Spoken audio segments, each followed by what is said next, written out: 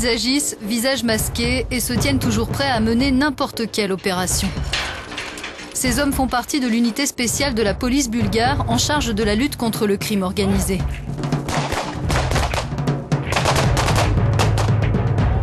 Il a fallu plusieurs mois pour obtenir l'autorisation de tourner ici, dans ce camp d'entraînement secret des environs de Sofia.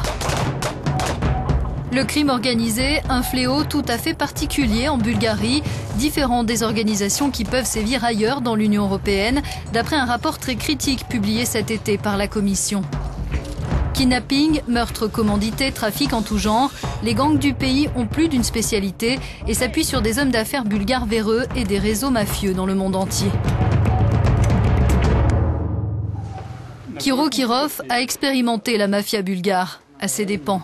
L'entrepreneur qui a fait fortune en important des engins de construction a été enlevé il y a 3 ans par un groupe criminel, responsable de 10 kidnappings. Il a été retenu en otage pendant 17 jours avant d'être libéré grâce à la rançon versée par son fils, un demi-million d'euros. Ils m'ont enlevé en me forçant à monter dans une Jeep. Ils étaient masqués. Ils m'ont emmené de façon brutale. J'étais menotté et pendant le trajet, j'ai été violemment battu. J'ai essayé de casser la fenêtre de la voiture avec mon pied, mais je n'ai pas réussi. J'étais emmené dans une pièce très petite. On ne peut pas l'appeler une pièce, c'était un endroit minuscule. Les dimensions exactes de ma cellule étaient de 2 mètres de long, 1,50 m de large et 1,20 m de haut. Il y avait un matelas et j'étais menotté contre le mur. Aujourd'hui passionné par les oiseaux, Kiro Kirov réfléchit à 2 fois avant de nous dire s'il se sent en sécurité en Bulgarie. D'après lui, l'unité spéciale de la police est efficace pour lutter contre le crime organisé, mais elle ne suffit pas. Il y a des fautes graves, des lacunes partout. Très souvent, les criminels qui sont arrêtés par la police, le lendemain, ils sont relâchés par le tribunal. Et ensuite, ils se tuent entre eux, ou ils commettent d'autres crimes. Il y a quelque chose qui ne fonctionne pas chez nous. L'État devrait mieux protéger ses citoyens. Comme le suggère Kiro Kirov, les experts estiment que les forces de police bulgares, si professionnelles soient-elles, devraient davantage se coordonner avec les enquêteurs, les procureurs et les juges. Pour le chef de file de l'opposition socialiste, l'ancien Premier ministre Sergueï Stanishev, c'est le fonctionnement de la justice qui pose véritablement problème. Il accuse le gouvernement de se contenter de mener des opérations spectaculaires pour impressionner les électeurs. Le ministre de l'Intérieur a annoncé avec fierté avoir démantelé 660 groupes issus du crime organisé. Mais ce ne sont en fait que des petits poissons. Le lendemain, la Commission européenne a indiqué dans son rapport que 12 grands groupes criminels semblaient prospérer en Bulgarie. Leurs activités généreraient des milliards d'euros chaque année. Le gouvernement fait de bonnes choses quand il s'agit de mener des actions, des arrestations, de mettre en accusation. Mais si ensuite il n'y a pas de résultat devant les tribunaux, qu'on n'a pas assez de preuves, que l'on n'est pas efficace de ce point de vue, cela s'apparente à des opérations de relations publiques. Parce que la priorité pour le gouvernement, ce sont les apparences. Y aurait-il un manque de volonté politique? Pour l'ex-responsable de l'agence anti-mafia de Bulgarie, cela ne fait aucun doute. Todor Kolarov a démissionné de son poste il y a quelques mois pour faire changer les choses. Les saisies opérées par l'agence qu'il a dirigée devraient être plus importantes d'après lui.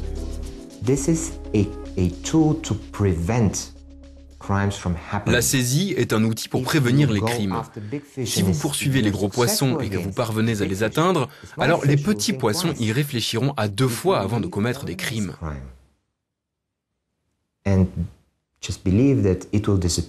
Si vous laissez prospérer le crime organisé et que vous pensez simplement qu'il va disparaître, qu'il va s'intégrer au business légal, ce n'est pas ça qui va se passer. Et si vous décidez trop tard de vous y attaquer, vous risquez bien de déclencher une guerre civile dans votre propre pays.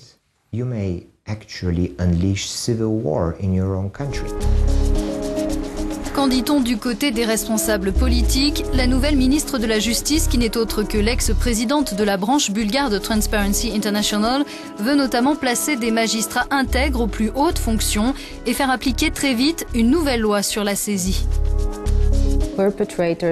Ceux qui commettent des crimes graves, comme des faits de crimes organisés et de corruption, ne seront plus capables de réinvestir les fonds générés par ces crimes parce qu'ils seront saisis. Et c'est une approche totalement nouvelle, même au niveau européen. Il est prévu que les fonds et les biens soient saisis sans qu'une condamnation ne soit prononcée. Ce qui veut dire que nous agirons dans le cadre d'une procédure civile et que tous les biens dont on ne pourrait pas prouver l'origine seront saisis. Pour trouver des gangsters bulgares, rien de plus simple. Il suffit de se rendre dans le cimetière du centre de Sofia et de s'arrêter devant les tombes les plus imposantes. Après la chute du communisme, la Bulgarie a vécu une période de transition très brutale. Les années 90 ont été particulièrement sanglantes. La violence perdure aujourd'hui. Certains chefs mafieux ont été abattus, leurs subalternes ont pris leur place. Au cours des 10 dernières années, on a recensé 150 meurtres commandités en Bulgarie, la plupart non résolus. Parmi les victimes, le mari de Nanka Koleva, qui était procureur. Elle est convaincue qu'il a été tué parce qu'il avait trouvé des preuves dérangeantes. La Cour européenne des droits de l'homme a condamné la Bulgarie pour ne pas avoir assez enquêté sur cette affaire.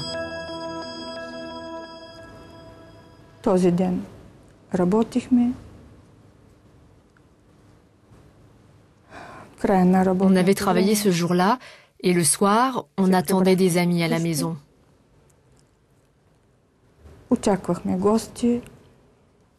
On avait des invités et mon mari voulait sortir pour faire quelques achats.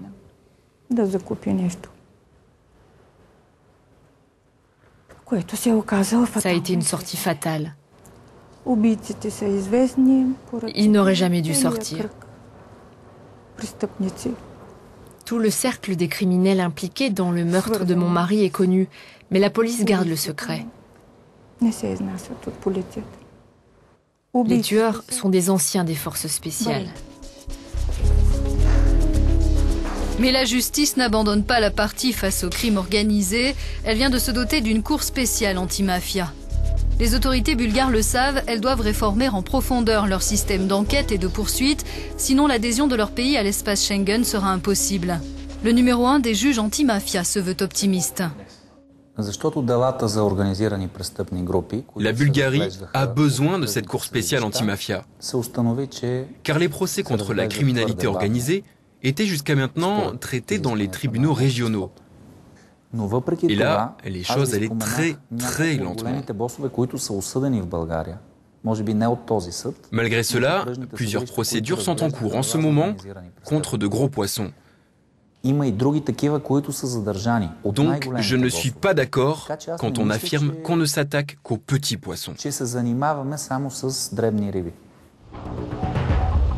La Bulgarie accélère ses réformes, mais doit encore faire la preuve de leur efficacité. C'est pourquoi la Commission européenne continue de garder un œil sur Sofia. Elle a prolongé sa surveillance jusque fin 2013.